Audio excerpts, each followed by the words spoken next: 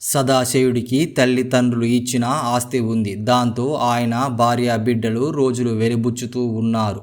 తీరుబడి సమయాన్ని వృధా చేయక సదాశివుడు రకరకాల పుస్తకాలు చదువుతూ ఉండేవాడు. ఏదైనా జటిలమైన సమస్య వచ్చినప్పుడు గ్రామాధికారితో సహా ఆ ఊళ్ళో ఎందరో సదానందుడి సహాయం కోరుతూ ఉండేవారు. విషయం విని ఆయన తనకు తోచిన పరిష్కారం చెప్తూ ఉండేవాడు. ఈ విధంగా చాలామంది ఆయన వల్ల ఎంతో ప్రయోజనం పొందారు. అలాంటి వారిలో సూరయ్య ఒకడు. సూరయ్య వ్యాపారి. ఒకసారి ఆయన కొన్న ధాన్యం బస్తాలు నీటిలో తడిసిపోయాయి. లబోదిబోమంటూ ఆయన ఏడవసాగాడు. అప్పుడు సదానందుడు వచ్చి, చిత్రాపురం గ్రామస్తులకు ఉప్పుడు బియ్యం వాడుతారు. నీవు నీ ధాన్యాన్ని ఉప్పుడు బియ్యంగా మార్చి అక్కడ అమ్ముకో అని సదానందుడు సలహా ఇచ్చాడు. ఆ ప్రకారం చేశాడు సూరయ్య. సూరయ్యకు 100 వరహాల లాభం వచ్చింది. మరొకసారి కష్టపడి ఒక ధనికుడి కోసం వజ్రాల హారం చేయించాడు సూరయ్య. అది ఆ ధనికుడికి నచ్చలేదు. 10,000 వరహాలు నష్టమని సూరయ్య గుండెలు బాదుకుంటున్నాడు. అప్పుడు సదానందుడు మరో సలహా ఇచ్చాడు. రత్నాపురం జమీందారుకు కొత్త రకాల వరహాలు సేకరించడం ఇష్టం. ఆయన నీ వరహ కొనడమే కాదు, మంచి బహుమతి కూడా ఇస్తాడు అని సూరయ్యకు సదానందుడు చెప్పాడు. ఆ విధంగా సూరయ్యకు నష్టం పూడుకోగా 2,000 వరహాలు లాభం కూడా వచ్చింది. ఇలా ఉండగా ఒకరోజు సూరయ్య ఇంటికి 20 ఏళ్ల యువకుడు వచ్చాడు. అతడి పేరు చంద్రుడు. ఏ ఆధారం లేదు. సూరయ్యను ఆశ్రయించాడు. అయితే చంద్రుడు మోసగాడు అన్న పేరు ఉంది. అందువల్ల తనకు మనిషి అవసరం ఉన్నప్పటికీ చంద్రుణ్ణి ఇంట్లో ఉంచుకునేందుకు తటపటాయించాడు సూరయ్య. సదానందుడి సలహా అడిగితే పుట్టుకతోటే ఏ మనిషి చెడ్డవాడు కాదు. నువ్వు చంద్రుడికి ఆశ్రయం ఇచ్చి ఆదుకో. నువ్వు అతన్ని నమ్మితే అతడు నమ్మకంగా ఉంటాడు అని చెప్పాడు. సరే అని సూరయ్య చంద్రుణ్ణి తన ఇంట్లో ఉంచుకుంటే అతడు ఒకరోజు ఇంట్లో నుంచి 2,000 వరహాలు దొంగిలించి పారిపోయాడు. సూరయ్యకు మహాకోపం వచ్చి సదాశివుడి ఇంటికి వెళ్ళి, నీ మాట మీద చంద్రుని ఇంట్లో ఉంచుకున్నాను. అందువల్ల 2,000 వరహాలు నష్టమైంది. నాకు నువ్వు నష్టపరిహారం చెల్లించాలి అన్నాడు. సదాశివుడు సిరాకు పడి, సలహా ఇవ్వడం వరకే నా వంతు. ఫలితం నీ ఆచరణ నీ మీదే ఆధారపడి ఉంటుంది. నువ్వు అతన్ని నిజంగా నమ్మి బాగా ఆదరించి ఉంటే అతడు నిన్ను మోసం చేసి ఉండేవాడు కాదు అన్నాడు. నేను ఎలాంటి వాణ్ణో నీకు చాలా బాగా తెలుసు. నాకు తగిన సలహా ఇస్తావనుకున్నాను. నువ్వు నాకు తప్పుడు సలహా ఇచ్చావు. నాకు జరిగిన 2,000 వరహాల నష్టం నువ్వే పూడ్చాలి అన్నాడు. ఇందుకు ఒప్పుకోకపోతే నేను గ్రామాధికారికి ఫిర్యాదు చేస్తాను అన్నాడు సూరయ్య. అయినా సదాశివుడు మాట లెక్క చేయలేదు. వ్యవహారం గ్రామాధికారి దగ్గరికి వెళ్ళింది. గ్రామాధికారి అసలు విషయం అర్థమైంది. సూరయ్య బుద్ధి మంచిది కాదని, అలాంటి వానికి విలువ ఇస్తే సదాశివుడు ఇంకెవ్వరికి మాట సహాయం చెయ్యడని ఆయనకు అనిపించింది. అందువలన తానే స్వయంగా వెళ్ళి సదాశివుడిని కలుసుకుని, సూరయ్యకు తగు విధంగా బుద్ధి చెప్పకపోతే ఊళ్ళో చెడ్డవాళ్ళు పెరిగిపోయి మంచి వాళ్ళను బతకనివ్వరు, కనుక నువ్వే ఏదైనా పరిష్కారం చెప్పు అని అడిగాడు. సదాశివుడు ఏం చెయ్యాలో చెప్పాడు. ఆ ప్రకారం మరునాడు గ్రామాధికారి ఊళ్ళో వారందరినీ సమావేశపరిచాడు. సూరయ్యను పిలిపించాడు. సూరయ్య చెప్పిన దాంట్లో న్యాయముంది. అయితే అసలు సూరయ్య సదాశివుడి సలహా ఎందుకు పాటించాడో చెప్పవలసి ఉంటుంది అన్నాడు. దీనికి సూరయ్య వెంటనే, గతంలో కూడా సదాశివుడి వల్ల నాకు ఎన్నో సలహాలు ఇచ్చి ఉన్నాడు. వాటి వల్ల నేను ఎంతో ప్రయోజనం పొందాను. నాకాయన సలహా మీద నమ్మకం కలిగింది. ఆ నమ్మకంతోనే ఇప్పుడు నష్టపోయాను అన్నాడు. అయితే సదాశివుడు, నీకు 2,000 వరహాలు నష్టపరిహారం ఇచ్చుకోక తప్పదు. కానీ అంతకుముందు సదాశివుడు సలహా వల్ల నీకు కలిగిన ప్రయోజనం ఎంతనో లెక్క కట్టి అదంతా నువ్వు ఆయనకు ఇచ్చుకోవాలి అన్నాడు గ్రామాధికారి. ఇది విని ఊర్లో వాళ్ళందరూ నవ్వారు. కానీ గ్రామాధికారి మాత్రం నవ్వక, ఇక మీదట సదాశివుడు సలహా వల్ల ప్రయోజనం పొందిన వారంతా తమ లాభంలో ఆయనకు వాటా ఇవ్వాలి. నష్టం వస్తే ఆయన తన వాటా భరిస్తాడు. ఈ వ్యవహారమంతా గ్రామాధికారి అయినా నా ముందే జరగాలి. అలా జరగని వాటికి నేను బాధ్యుడును కాను అన్నాడు గంభీరంగా. ఉచితంగా లభించే సదాశివుడి సలహా ఈ రోజు నుంచి వెలకట్టవలసి వచ్చినందుకు ఊరంతా సూర్యుణ్ణి నానా మాటలు తిట్టారు. సదాశివుని మాత్రం స్వార్థపరుడు, ఆశపోతు గుణమే మంచివాడి సహాయానికి విలువ తెస్తుంది. ఆ విధంగా నాకు సూర్యుడు మేలే చేశాడు. ఇక మీదట ఎవరికి ఉచిత సలహాలు ఇవ్వను అని అప్పటి నుంచి మరింత సుఖంగా జీవించాడు సదాశివుడు. అనాథలైన ఆకలితో అలమటిస్తున్న ఒక సాలేడు ఒక తేనెటీగను ఒక మిడత చూసింది. వాటికి ఆహారం అందించసాగింది. వాటిని తన వీపుపై ఎక్కించుకుని తన గూడుకు వెళ్ళింది.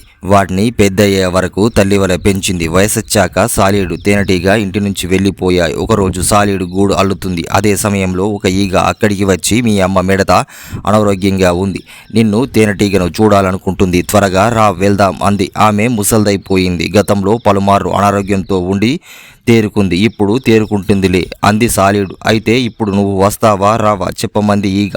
నేను పెద్ద పని మీద ఉన్నాను. ఈ గూడు సగమే కట్టాను, ఇంకా సగం కట్టాలి. దానికి కొంత సమయం పడుతుంది. ఇప్పుడు వదిలేస్తే ఆ పని ఆగిపోతుంది. నేను వచ్చిన ప్రయోజనం లేదు. నేను వచ్చి ఆవిడను బతికించలేను. అందువల్ల నువ్వు వెళ్ళు అంటూ గూడు అల్లుకొనసాగింది. ఈగ చేసేది లేక తేనెటీగ వద్దకు వెళ్ళింది. మిడత అనారోగ్యం గురించి చెప్పింది. తేనెటీగ చాలా బాధపడి వెంటనే ఈగతో కలిసి మిడత దగ్గరికి వచ్చింది. తల్లికి సపర్యలు చేసింది. తేనెటీగను చూడగానే మిడత సంతోషించి ఆనంద బాష్పాలు రాల్చింది. నన్ను నువ్వు చూసినట్లు నిన్ను నీ పిల్లలు చూస్తారు. నీ కుటుంబం బాగా వృద్ధి చెందుతుంది. తోటలో పువ్వులు మీకు ఆతిథ్యం ఇస్తాయి. పువ్వుల పుప్పొడి మకరందం మీకు పుష్కలంగా లభిస్తుంది. ప్రజలు మీరిచ్చే తేనెను తీసుకుని ఎంతో మెచ్చుకుంటారు అంటూ తేనెటీగను దీవించింది. సాలేడుపై ఆగ్రహం వ్యక్తం చేస్తూ, సాలేడు ఎప్పుడు ఒంటరిగానే జీవిస్తుంది. అది ఎప్పుడు గూడు కట్టుకున్నా అది చెల్లాచెదురైపోతుంది. జీవితకాలం గూడు కట్టుకుంటూనే కాలం గడపవలసి వస్తుంది అంటూ తన శాపాన్ని నిజం కావాలంటూ శపించింది. ఆనాటి నుంచి తేనెటీగలంతా ఒకే కుటుంబంగా జీవించాయి.